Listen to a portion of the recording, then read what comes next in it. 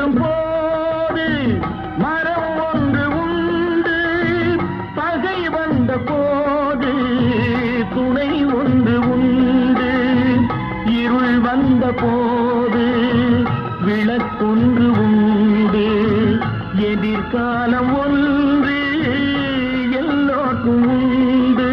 உண்மை என்பது என்றும் உள்ளது தெய்வத்தின் மொழியாகும்.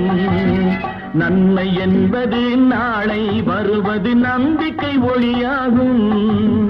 புத்தன் இயேசு காந்தி பிறந்தது பூமியில் எதற்காக? தோழா, ஏழை நமக்காக.